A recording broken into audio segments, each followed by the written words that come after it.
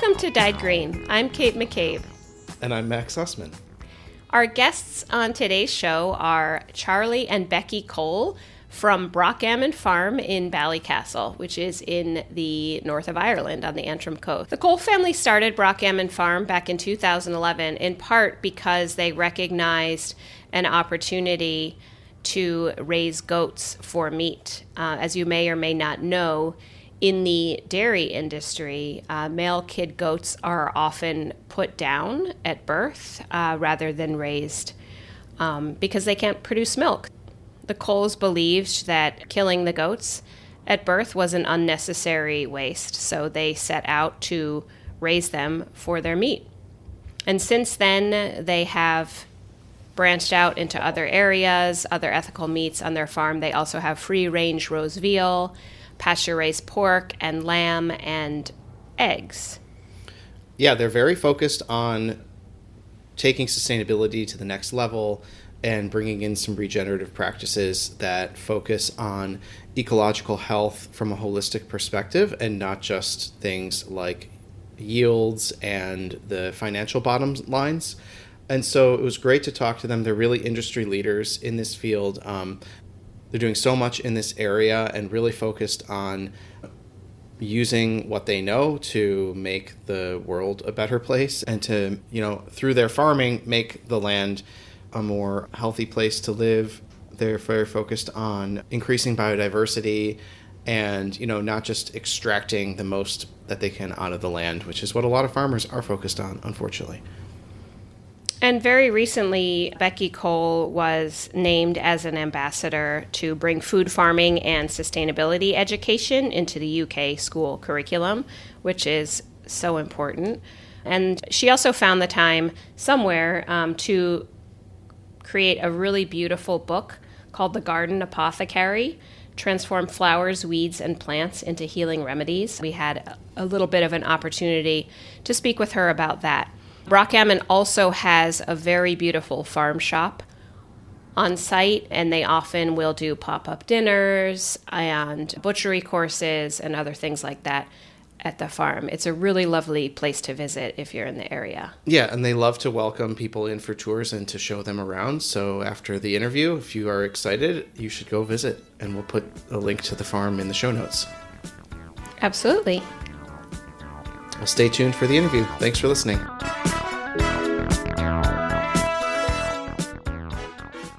Well, thank you, Becky and Charlie from Brockgammon Farm in Ballycastle, for joining us on Dyed Green. Thank you for having us. Yeah, we're excited to have a chat. Thank you for being here with us. I wanted to start off by hearing a little bit about the history of the farm. And in particular, I'm always very interested in how people found their way to their careers, especially in food and agriculture. You could have started any kind of a farm. So I was hoping you could tell us a little bit about why you decided to have animals on the farm and also why you decided to practice regenerative agriculture as opposed to kind of your standard run-of-the-mill farm. Absolutely. Do you want me to go on that one? Yeah, go for it, Charlie. So, my dad is not from Ireland. He is from the UK. And we would have grown up there quite a bit. And he had two sisters, and they both married farmers. And our entire childhood was spent running around playing on farms. And it was something that we were closely connected to, but didn't have ourselves. We were very lucky then that my mum and dad bought the farm here to retire to. So it's a very small farm. It's only 50 acres. I went away to college to study rural land management. And the idea there was that I would go away and look after farms for other people, sort of big properties, big farms. And I sort of went down that line. I went after uni to become like an assistant land agent on an estate. And it was whilst I was there, I was like, do you know what? I like being hands-on. I like being, literally fingers in the mud, like the rain pouring down, hitting me in the face. That's what appeals to me. And actually, running a farm on a big scale, you were stuck behind a desk. So I said, look, I've studied land management. I've got a holistic look at business. surely I can make it work on the 50 acres that mum and dad had. So that's sort of how it came to be. I came home and started the ball rolling on turning it into a business. So Mhm. yeah. And yeah, like for me, I definitely did not picture myself being a farmer, but at the same time, I grew up in the south of Ireland, and all my friends were farmers, and I spent most of my childhood playing at their farms, climbing up feed feed piles, I suppose you call it, and playing in the straw and all those things. So it was very much a part of my life, and I think in Ireland, agriculture is just everywhere. So for most people, like they'll have like a cousin or a grandparent who is a farmer. It's just such a common occupation. So it was something I was very comfortable with.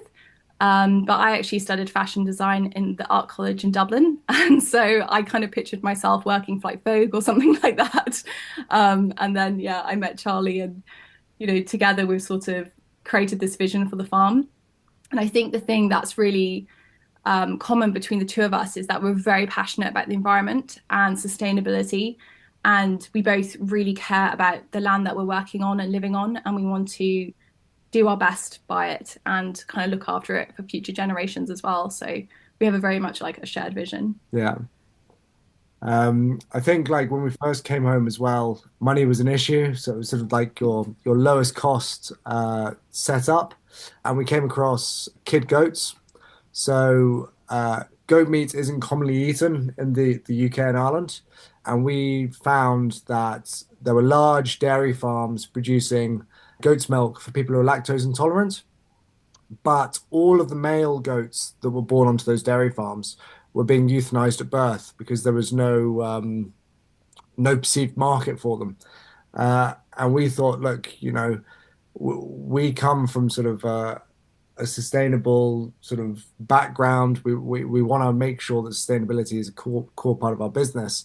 And this was like a proposition whereby like it just made sense. Like we could go organic, but we would never maybe be big enough. Whereas this was literally like food waste, like right before our eyes, It's like before it even made it into the food chain. yeah.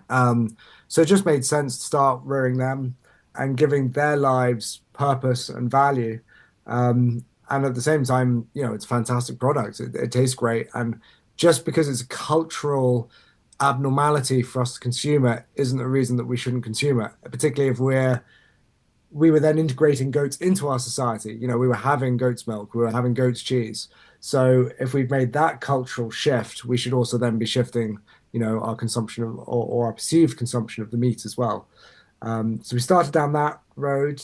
Very quickly, within a year, we realized that exactly the same thing was happening with Well, do you know all what? We carbs. do actually have a really funny story of the Oh, goats down at the pub. oh yeah. You should share that. That's so good. No, no, no, you don't know. Well, so we should rewind a little bit because when we had the farm initially, there was nothing here, I should just say. There was a couple of like broken down buildings. And when Charlie got started with the goats, and I was sort of just on the picture as sort of his girlfriend, so I was in and out of Dublin and up here, there was actually just a caravan. So we had a caravan and we were rearing the goats in that. It was incredibly basic. Yeah. And Charlie's mom was really interested in food and butchery, which was fantastic. So she was doing a lot of the processing.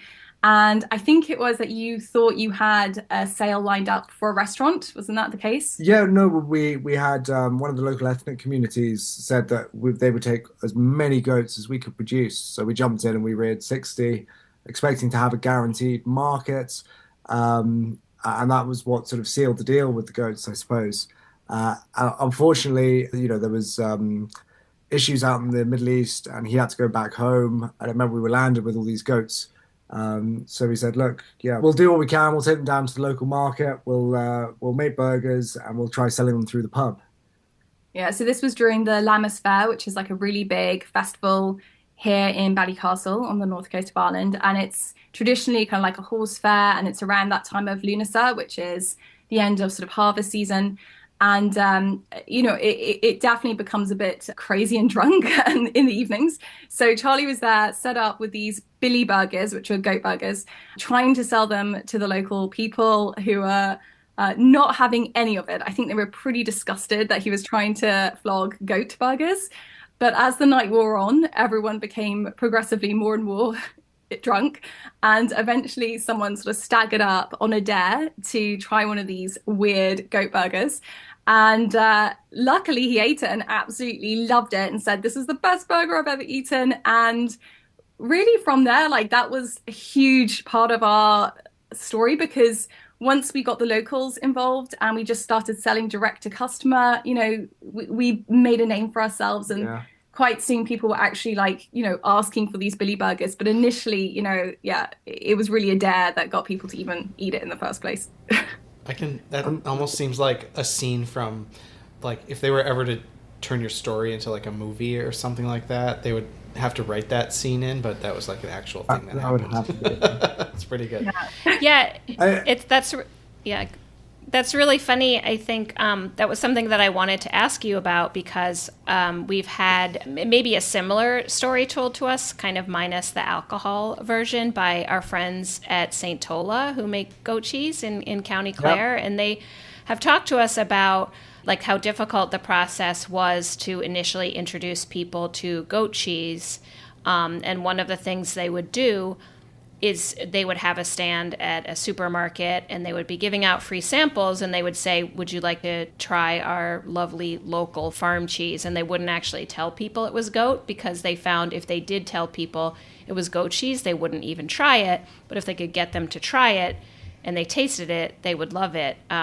And I know that they have been finding local places to take the male goats that are born, but it is a little bit of I guess a steeper hill for people to climb to convert to eating goat meat. So it's interesting that That's really where our street food trailer came about as well. So we also, as part of our business, we have a butchery on site, we do farmers markets, we do supper clubs, but we also have a street food trailer.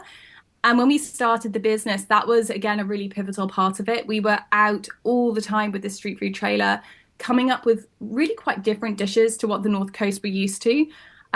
Especially at the beginning, we were quite innovative, and Charlie and his mom and family had traveled extensively as part of Charlie's dad's career. So they had such a, I don't know what the word, like it's such diverse palette, and such a we were diverse able to palette, sort of and add to the catering you trailer, picked which- up on so many different interesting dishes, and we were able to put that into the street food trailer, and that was a great way of getting people to eat the roast veal, the goat, and try something different because they'd be pulled in by the sort of marketing of it or the look of the trailer, and then they would be converted once they And tasted it. it's come full circle now, whereby we're at a scale where we're selling a fair amount, but you'll always find that we do nose to tail butchery, so you'll always end up with cuts that you can't sell. And if we then put them on the street food trailer and we create a dish with it, that then encourages the customer to then purchase that cut through the butchery. So it just encourages that sort of holistic nature of the business. Like, for example, we do the schnitzel sandwich on the street food trailer, which is the breaded escallop of veal, and we do it with like a sloe gin jelly, and we do it in like a nice semina bread bat. And people always love that. It's so delicious. Oh, we also do like pickled tomatoes in it. They're delicious as well. Anyway, people then are like, "Oh wow, what is this?" And encourages them to like try that cut of meat. Conversation around it, and Really cool. So how when you started off, like, did you have a knowledge of how to go through all the steps of everything from rearing to butchering to packaging to selling? How much of that was like completely new to you, and how much of that was like something that you had experience with? Because it seems like there are so many steps, and to not have necessarily grown up with that would be a little daunting. a bit of everything, but my favorite comment there is always YouTube. Like there is nothing that cannot be learned on YouTube. But no, like Yeah. growing up, we would have hunted and fished, so we could put something in the freezer. We knew the basics, as it were. And then I suppose sort of turning that into commercial business, you're then starting to read into sort of legislation and following legislation, meeting local sort of hygiene requirements and all that sort of stuff, building the butchery. And that's a case of just, you can go to your local council, you talk to them, you work out what's required.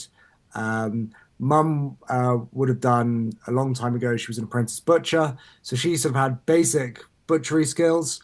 We got a friend's dad in who was a butcher to help us show us how to get going. I think we did that for about 2 years.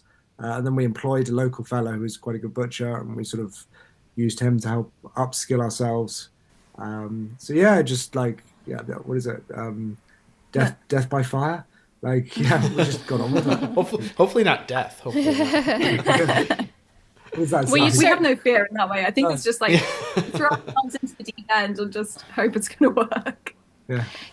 And you'd certainly have to be, even though obviously with the internet and stuff like YouTube, there's all sorts of resources out there for anybody to avail themselves of, but you would have to start by being a really motivated person in order to be able to follow that. But it's really inspiring. So does the butchering happen on the farm?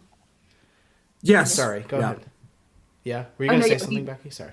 No, not at all. No, yeah, we have an on-site butchery, so we do all the butchery on site, artisan butchery. It's it's great. So, because we're working with goats and veal, they're products that the wholesale market isn't particularly interested in, or there is no route to market on the scale that we're at for those products.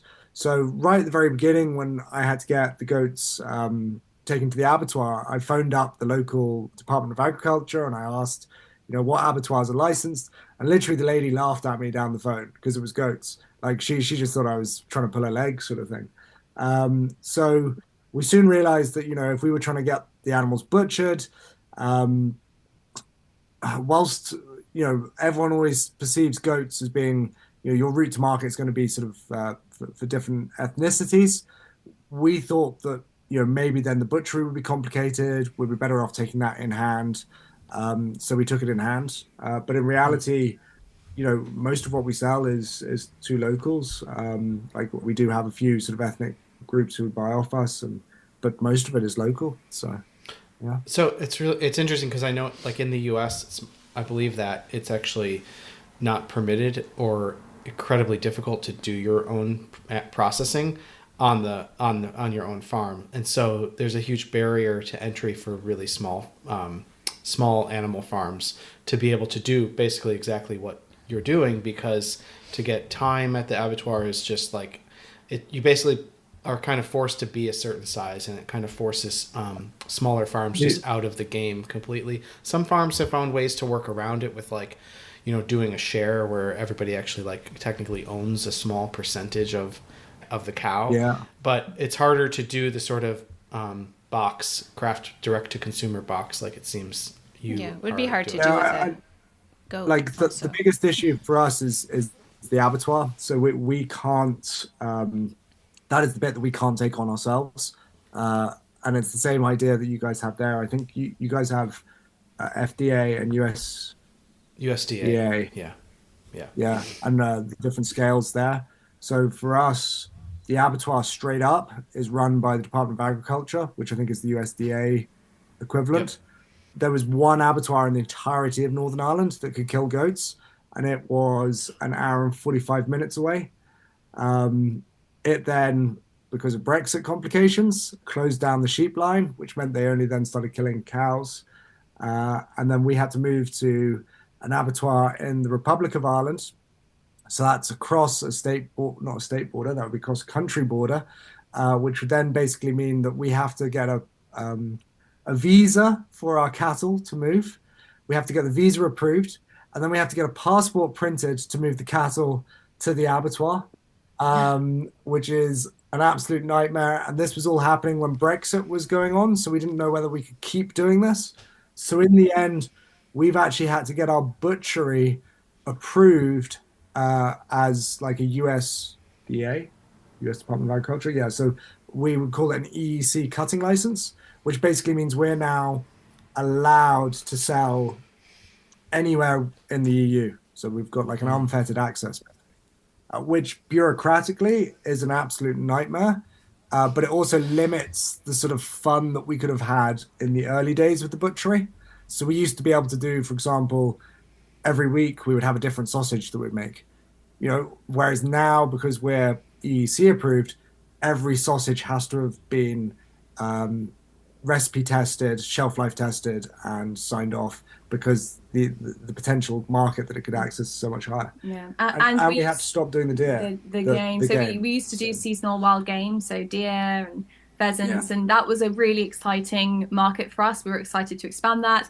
But then when that ECC approval came into the butchery, it meant that put a firm stop to that. Yeah. You'd have to have a completely different game processing unit, which hopefully in the future we'll bring back.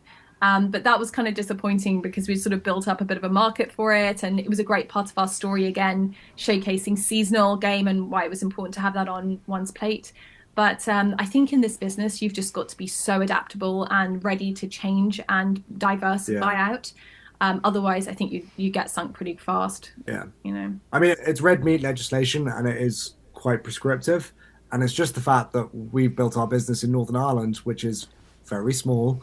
And the closest market is the Republic of Ireland, so it makes sense to cross that border to access that market before you go to the UK. Yeah. So we just have to roll with it, and that's what we do.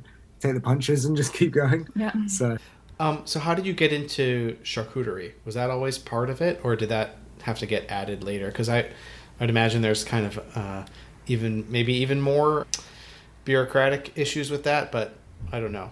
Yeah. So the charcuterie. Basically, because we're doing goat and we're doing veal and we have no access to a wholesale market, and you're trying to get that shelf stable, well, the carcass value. So you're trying to get added value across your carcass. There's nothing can go to waste. You're limited, and there's only so many burgers you can sell as well. Burgers and mince are limited in their market demand. So as we grow the business, you're obviously ending up with a lot from the forecourt way of going from like a 5-day shelf life to a longer sort of shelf life, shelf stable product.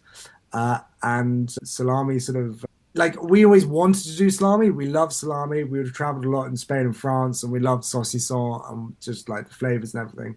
We always thought we would have had to have built our own facility on farm. But we were very lucky that as we were having these sort of discussions, someone set up a salami factory in Limavady. So Alistair Crown of Corndale Farm. So I don't know if you've had him on the podcast or chatting to him. No, not yet. But, he's about an hour and 45 minutes. So not too far. Yeah. And he's on the way, but so he makes superb salami. He works with traditional free-range saddleback pigs. And I was like, do you know what? There's no point in us investing in the capital if it's already there. Let's, collaborate between artisan producers. It's probably good for him if he's got a bit of production going his way, and it can only work. Cross collaborate on a product.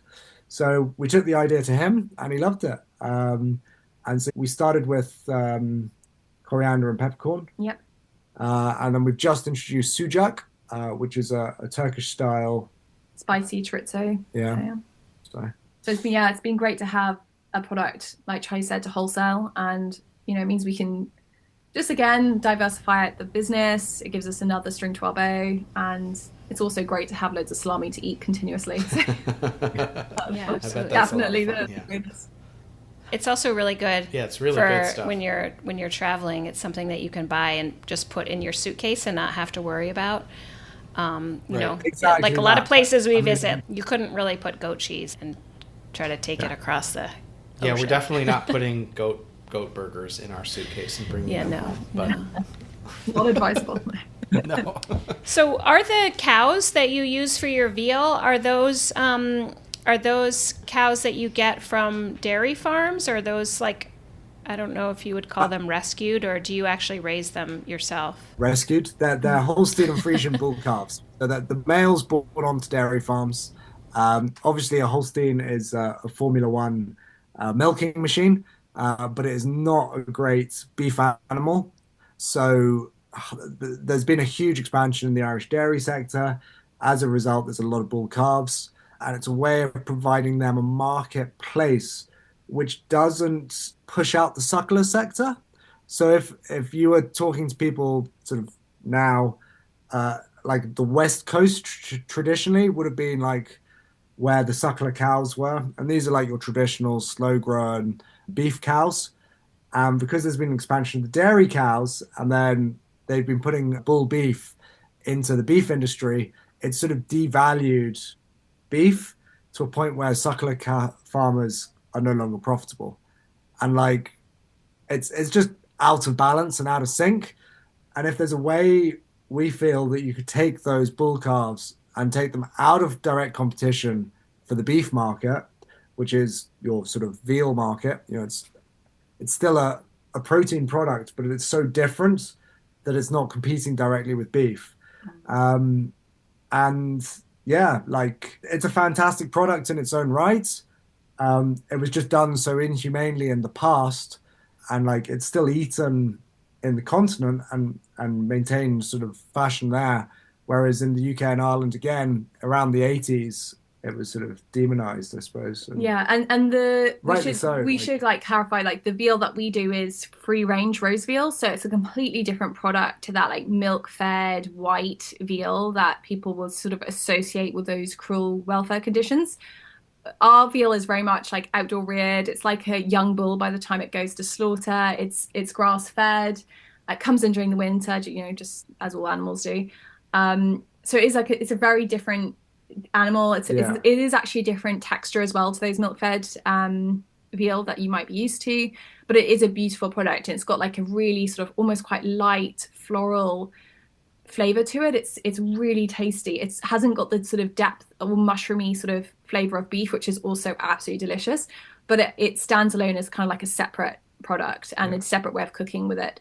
And that was quite an exciting animal to add onto the farm. And we must have started doing the raised veal how many years ago? Oh, well, it was a year after the goats. So that would have been like like right 10 years probably. More than that. But it has actually, that was the really hard sell for us, because like Charlie said, people were so sold into this idea that veal was not ethical, don't touch it.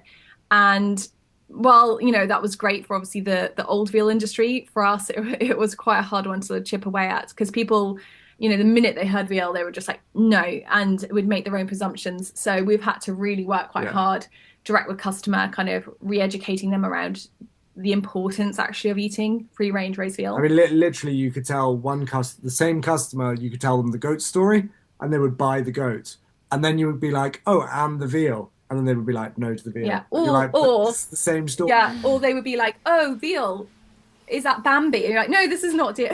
this is a cow. So yeah, that was an interesting sell. But it's really interesting how these, I mean, it's like how these purchasing trends, customer trends can swing in all these sorts of directions. Because there was probably a time not that long ago when veal was considered like something to be able to eat it was something to aspire to. It was like a sign of luxury, a luxury product. You'd list it alongside like things like caviar, and then for good reason, obviously, fell out of fashion, and now having to re-educate people on the reality of how these things actually kind of work behind the scenes. I mean, I had the same associations with veal because they were grown in cages, they weren't allowed to stand up, but really, even just from a consumer perspective, there are a lot of really widespread factory farming practices, especially in the US, where animals are really badly mistreated, but somehow the campaign against veal was so much more successful than other animals. So it's just interesting how that psychology chickens and works. cows and pigs don't have any room to move around either if you buy them from the supermarket. We find it contributing to the same system, and it's very ironic as well that so many people will say to us, oh, we don't eat meat because it's cruel, but we'll eat chicken. And we're like, well, chicken is the most has the worst welfare of all animals. Or you'll drink milk, and they don't have any idea about what the conditions that that's one of the fun things. That's one of the fun things we do on the farm, is this idea of this sort of closed loop system with food. So trying to educate our customers about where your food comes from, what's the sort of, what happens when you drink milk, like where does that come from, have you thought about it? And we've always had quite an open door policy here at the farm. So on a Friday, Saturday and Sunday, we have like this little farm shop and cafe, but we also open up all the animal barns to our customers so they can come down and see the animals and kind of get more of a conversation, have those conversations, questions. Exactly. And have more of a context and visual context of what it looks like to purchase off of them. Yeah, and particularly with the veal, everyone always imagines it's, a tiny wee baby calf, Yeah. whereas actually when they go there, they're 600 kilos. These are teenage, almost fully grown Yeah, they're sort of. almost bulls, yeah. Um, Bullocks, really. yeah, so and it's to give that context, I suppose. Yeah. And I think that's another interesting aspect of what you do, welcoming people onto the farm. So you have that really beautiful farm shop and cafe. You also do dinners and tours of the farm. And, from a restaurant perspective, one of the things that can be very difficult is educating consumers about the true cost of food and understanding why, if they're eating something that has been raised humanely, doesn't use pesticides and all that, often will cost more money. And sometimes that's a conversation that people aren't really comfortable having because they're used to paying lower prices for, their meat or their vegetables everywhere else. And I think people always talk about knowing your farmer. You can often get farm products for cheaper prices if you buy directly from farms, but I think it's great to be able to visit the farm where some of these animals are raised. And so I imagine that you're having an impact in terms of the way people think about shopping when they're buying food for themselves in other places. When did you decide to open the farm shop? And if that sort of customer facing interaction was always a part of the plan for the farm? Direct to customer has always been our business model since we started off. Apart from that very start where we initially raised the goats for a particular customer, restaurant, and then that fell through, and then we were forced to sell direct to customer, and then really from there we've never changed. So for us, we go and do 2 markets every week. We do St. George's and Belfast, which is a very traditional farmers market, and we also, Charlie takes the very long drive down to Dublin, which is about 4.5 hours, every Saturday morning, and does the Temple Bar food market in Dublin, which is again a very sort of well-known market and a sort of tourist hub of the city. And for us, like, that's so pivotal, so important to keep going to these markets and keep talking to our customers and building those relationships. And I think, in a lot of ways that's why our business works, because if we were trying to sell through wholesalers continuously or into supermarkets, God forbid, we would have no profit left, especially in the meat industry. When you're rearing animals properly, and certainly in the way that we do, the profit margin isn't massive. Like, this isn't like a business to go into to be rolling in money necessarily. So selling direct to customer, you get a better margin, but also it's just so much more satisfying. And we get lovely pictures sent to us of our customers cooking with the meat, which is just like so heartwarming, and you get to see what they're doing and they're so excited by the product. So yeah, we've always done that. Then we had the street food trailer, which again was a very direct to customer business model. We do the supper clubs, which I know you've been to, and again, that's very direct to customer. So yeah, well, as the business has evolved, and especially with the salami, we do wholesale now, and we sell into delis and things like that. At the heart of our business, it's very much us communicating with our customer and having that like one-on-one thing. And I personally really, really love that. So Yeah, it's all about like creating that ecosystem, like you're encouraging people to think about where their food comes from and then make that conscientious decision as to how they spend their money to invest in a system that is for the better good. And that's like the whole way through everything we do is like, how can we make it better? How can we improve farming? And how, we live in a capitalist society. The only way that works is by encouraging the customer to spend that money in that system. So that's what we're trying to do by having the farm shop and having the classes and bringing people on site, is to encourage people to spend their money where it needs to be. So yeah, and then the farm shop we set up probably 7 years ago, I think. When our first child was about 1, we started to renovate this round top barn, which was in our farmyard. And up to this point, we'd used it for the goats mainly. So the goats were living in there. And we decided, right, we're going to renovate it. It was really beautiful. It was probably like 100 years old and maybe older. Cool. Yeah. Made with lovely local stone. And yeah, one day we just got the lime wash and just started to clean it all up. It was very painstaking. It took a lot of time, but it does look lovely now. And it's been great to reuse it and give it a new life as a farm shop. And again, I think it was always I don't think we ever sort of sat down and had this really clear business plan.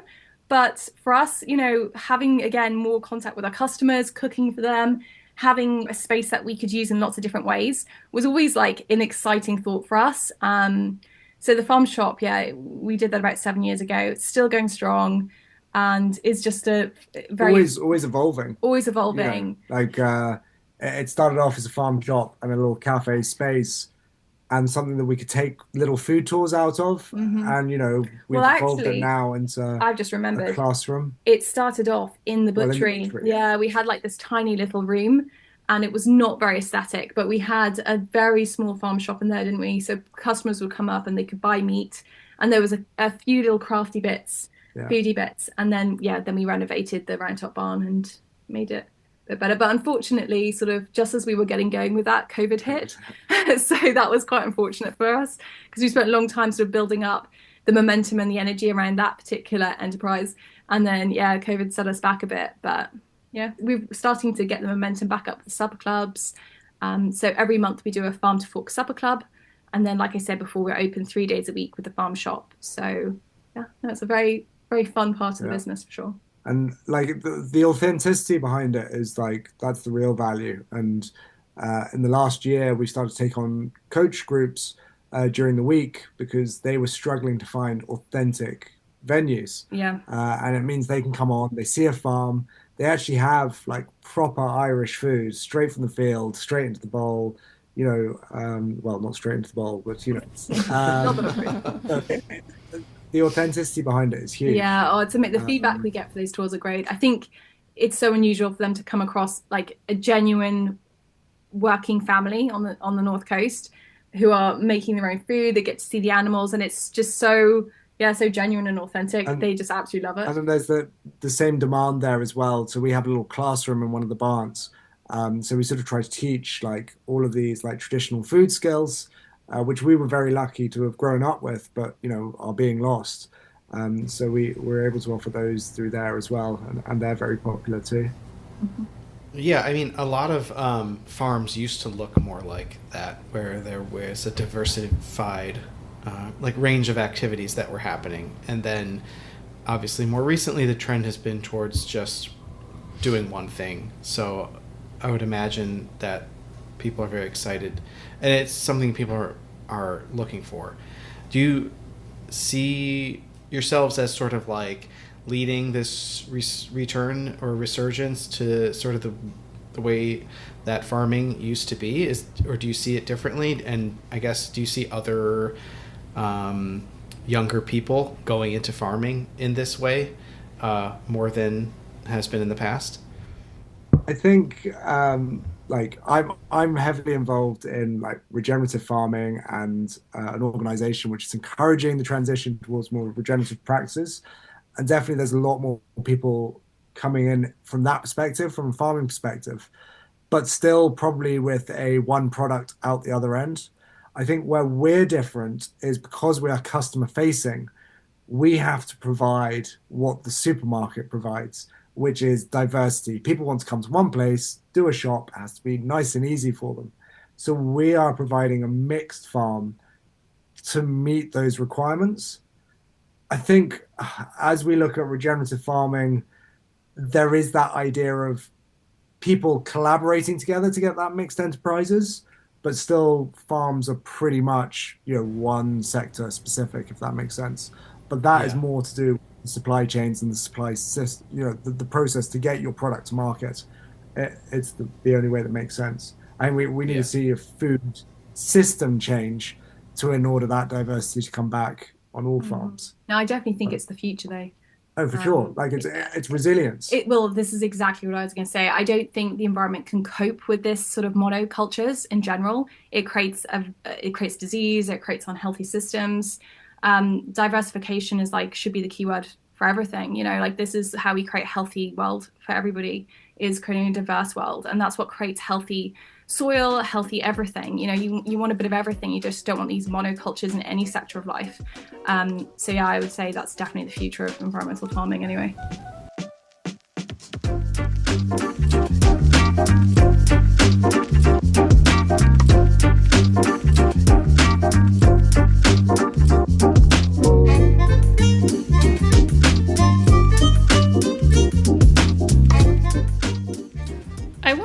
shift a little bit to talk about the beautiful book, Becky, that you wrote called The Garden Apothecary.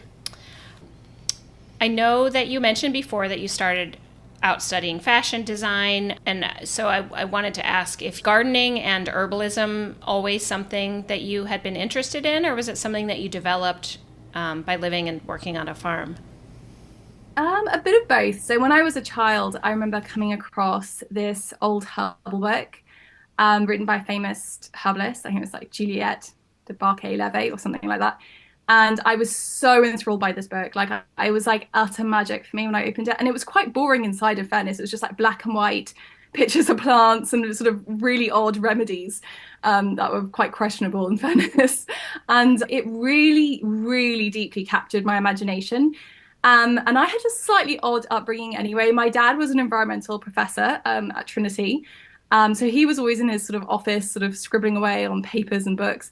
And my mum is a painter or artist. And so she was always in the studio painting. So I had quite a sort of strange, sort of countryside based sort of childhood where I spent a lot of time on my own in a field looking at plants. So I always had this like very intense, deep connection with nature. Even from like incredibly young age, I remember sort of like, I know, like spending a lot of time with plants and sort of looking at them in great detail and sort of talking to the trees. And I think when I was about 7, I married myself to the trees. So I always knew underneath it all, I was a crazy hippie.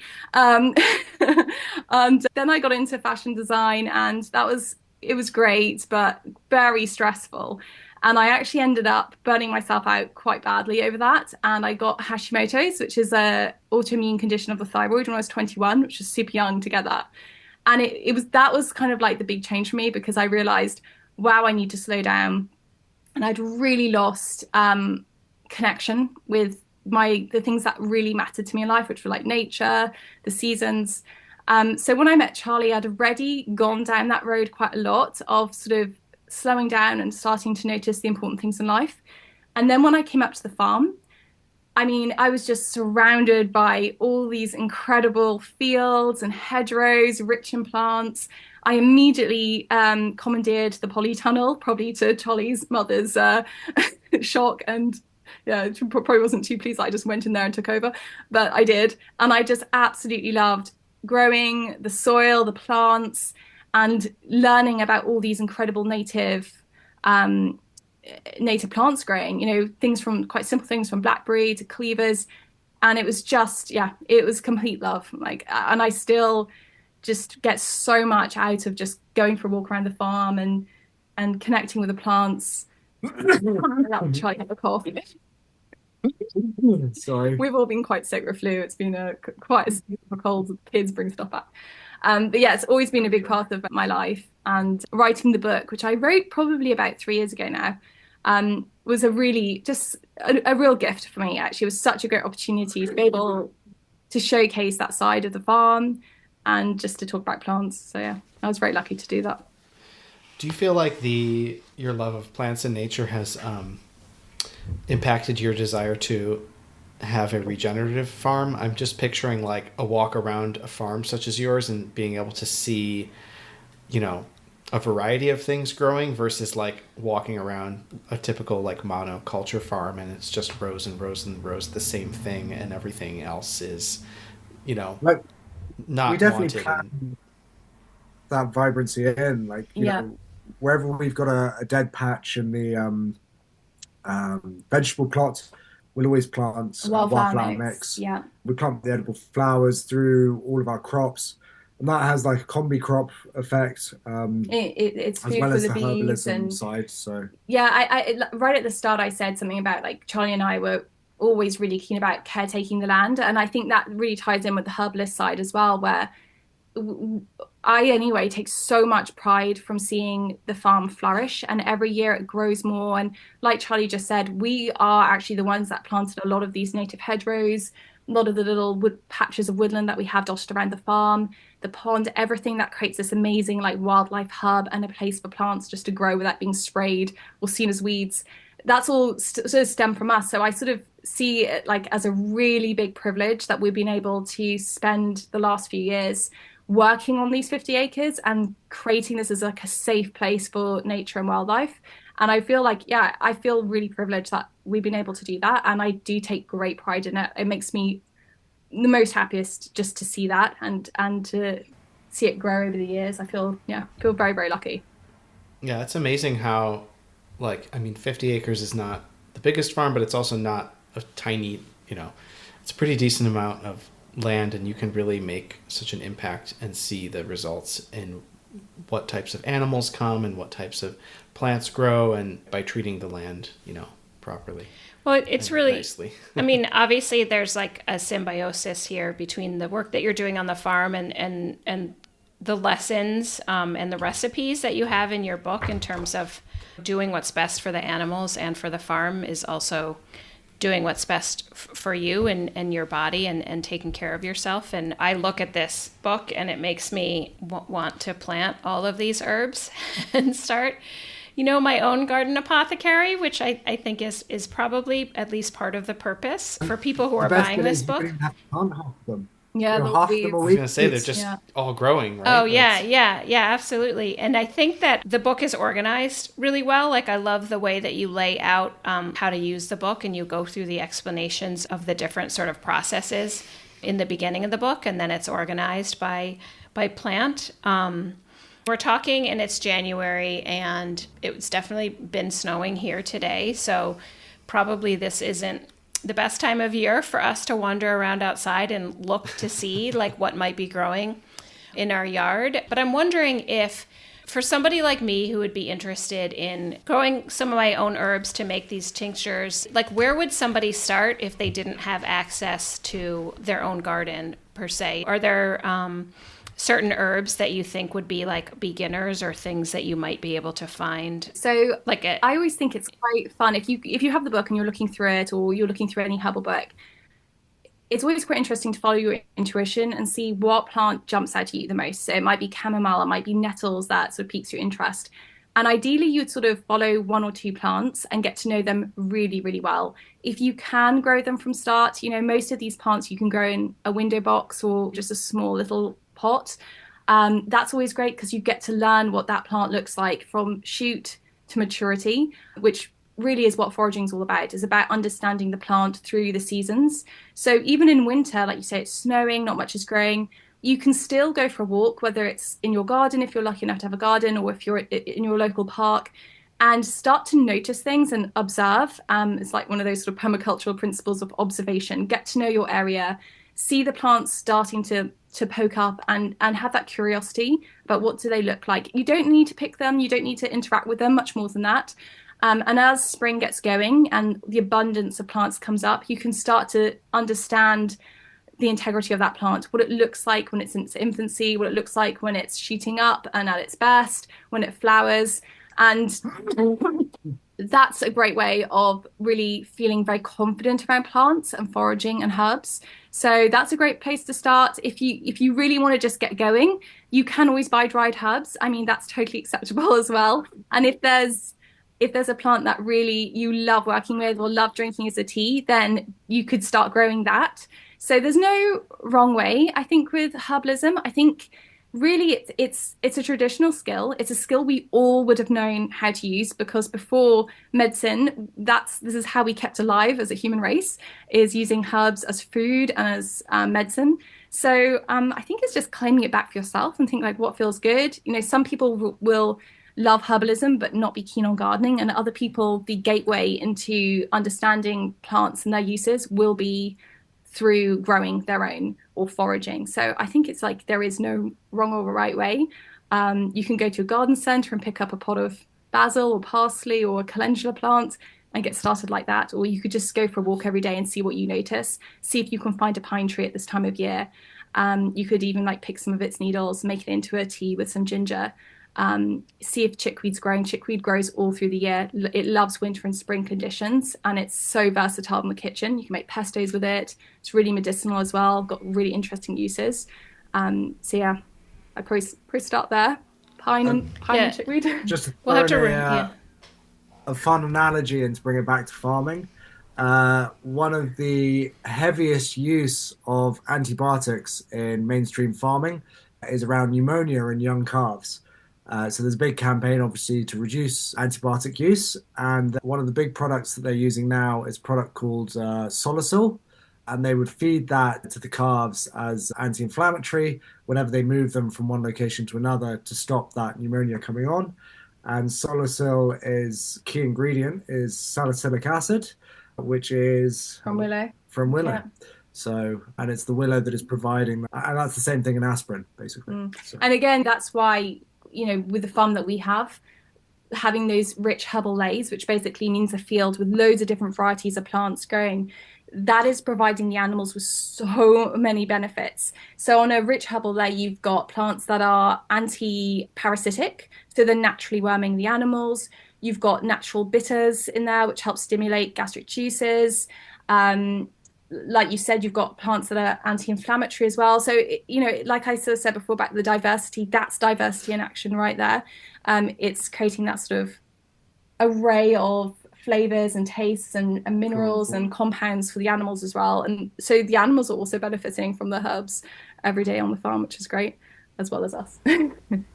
I love the way, it seems like I think Kate used the word, like it's good symbiotic relationship between the plants and the land and the animals. And I'm just wondering, do you feel like there's a natural way that all fits together, or do you ever feel like competing pressures to set aside some more of the land or use more of the land or bring in more animals that would put pressure on a different part of your farm, and you're doing things in a way that's completely different than I would imagine what a lot of the existing industry standards and literature is out there recommending people do? And how do you make those decisions, and how do you balance those? Like you said, you have a market for these things, and we live in a certain kind of economic system, so how do you make the decisions? Some of those decisions are ethical. For example, spraying crops or something like that. That's just something with pesticides, things like that. That's not a practice we do on the farm. It's not in our ethics to do that. But certainly, Charlie could definitely talk to you about the land management side, since yeah, well, it's ethics, but also it's it counteracts the balance in the ecosystem, because you're moving the ecosystem so far one way that then it affects it in a different way, which then impedes counterproductive. You would have been better off not spraying it in the first place. So it's ecosystem balance, and we as humans are part of the ecosystem. We can't displace ourselves from it. We're not like a controlling being. If you destroy the planet too much, then there's no planet for us to live on, and we can't really go anywhere else. So it's all about maintaining balance. And we're farming very much in the vein of regenerative farming and permacultural ideas, and then we have our own sort of twist within that. And it's all about context. Is the big overarching thing? Yeah, we have to bring money in, so there has to be financial reward from it as well, and that will affect our decision making process. But yeah. Well, it's also. Go ahead. Yeah, I was just going to say that's where the creativity comes in, because you have you have a certain amount of land, and you've kind of already decided that your end goal isn't to see how much productivity you can squeeze out of that many acres, or how many, what the carrying capacity is for whatever kind of animal you're trying to raise. You've already decided that you want to practice in a certain way, so that's why you're diversifying and your opportunities. There's a certain amount of dynamism with it as well, because 1 year you could have a really good year. So last year, there wasn't much grass. So realistically, you had to bear that in mind as to how much stock you could have. In a better year, you could maybe push something on a bit more. You just have to think about that as part of your... Well, it's a reciprocal relationship. We're taking things out, we're putting things in. And I think the problem with a lot of those sort of, I guess, industrialized farms is it's extractive. It's taking, and there's nothing left. While with us, is that reciprocal thing where we're trying to enrich the soil, we're protecting the soil. It would be silly for us to overload the land, because then the soil would be poached. We wouldn't get any productivity out of it. And for us to create for example, a native hedgerow full of different species, that is also benefiting us and the productivity of the land. It's creating loads of insects that create healthy systems. It gives the honeybees some pollen to make honey. So it's that shelter, it provides shelter. It's the permacultural ideas really, and that balance that creates a rich, thriving ecosystem. And we are not separate from nature. We are part of nature, and we're part of that ecosystem. So we're just one of those sort of organisms within it, getting benefit from it as well, but also giving back with our time and also our ideas that can help protect the land and protect the creatures living on it.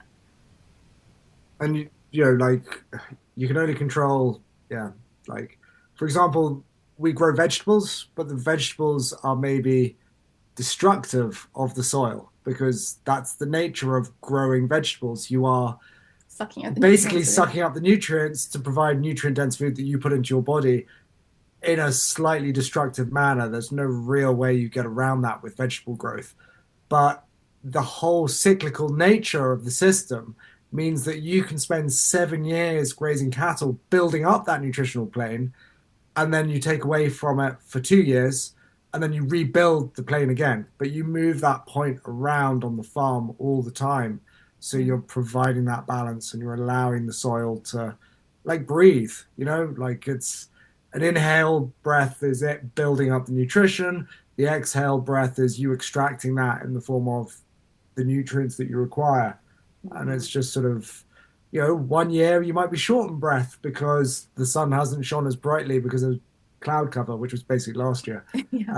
And you just have to go with the ebbs and flows of it. And like, this is where the salami analogy comes in. All you can do is get that resilience. So if you've got enough products, one might be bad 1 year, but it might be, another will be good. And then storing that stuff over the winter, sort of a night storage heater, or for as long as possible, which will then allow you to go from one ebb to flow, and it allows you to sort of balance it out a bit. Yeah, it's all about resilience, isn't it? I think that's it. It's a resilient ecosystem, resilient business, and that's what the diversification gives. I suppose the hardest bit is then marrying that up to modern way of thinking, which is consumerism. We want it here, we want it now. Amazon Prime, I expect it tomorrow, and if I complain, I expect a refund just because I sent you an email. Like that you've then got to marry that all into, which is complex. So, a lot of we have a 2-week wait. So if you order something on our website, it does say it may take up to 2 to 3 weeks because obviously we're a small farm and the whole process takes 2 to 3 weeks. And people will order a meat box, and then the next day they'll be like, "Where is it?" You missed a bit on the small print.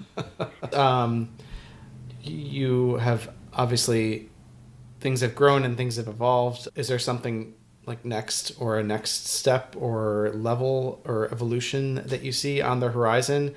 Obviously, that's like it's a question we ask everybody, and especially when we're talking about like